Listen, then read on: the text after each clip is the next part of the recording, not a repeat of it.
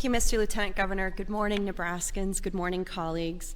I stand in support as well of the motion to recommit LB1 to committee. I was a no vote on LB1 last week.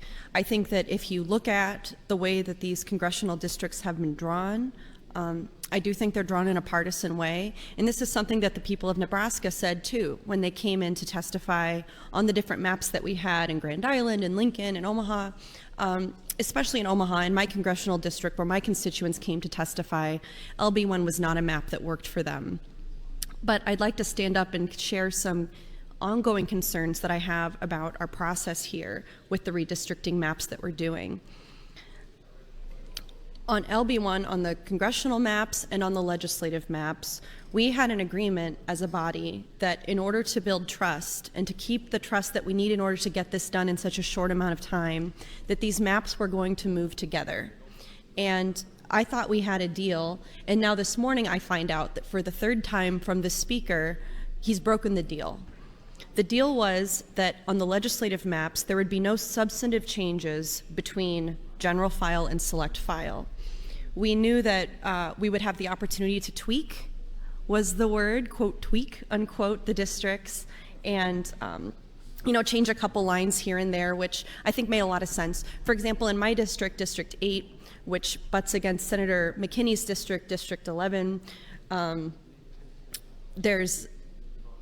his district is, District 11 is coming into District 8 in a way that I think disrupts the core of the district a little bit, but it's not, a molehill that I'm willing to die over. I'm just trying to make sure that as people who are working on these maps are not from the communities that we represent, that we're standing up for our folks too and making sure that our people in District 8 and District 13 and District 11 have a map that makes sense for our communities.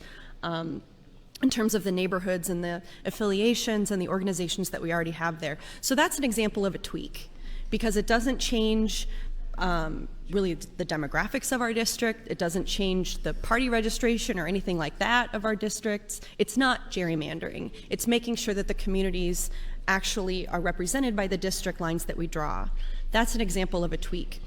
What we see in the amendment that was just shared with us this morning for our legislative maps is that what's happened in Lancaster County is much more than a tweak.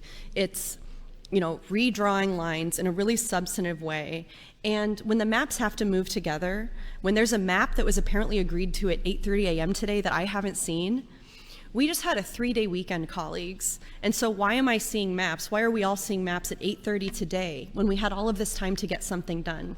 And when we passed a map on Friday that all of us pretty much agreed to. And that was a really hard-won agreement, right, colleagues?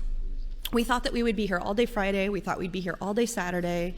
But we were able to put some differences aside and come to a meaningful agreement. And I would like it explained to me why we can't stick by that agreement.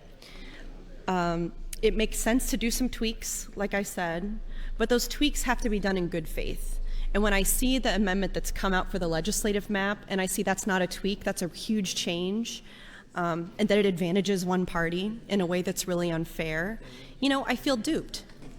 And a lot of us should feel duped because people went back on the deal that we made. So what are we supposed to do with that? Colleagues, in politics, when we're operating with low trust, with low time, and low communication, we're not going to have success.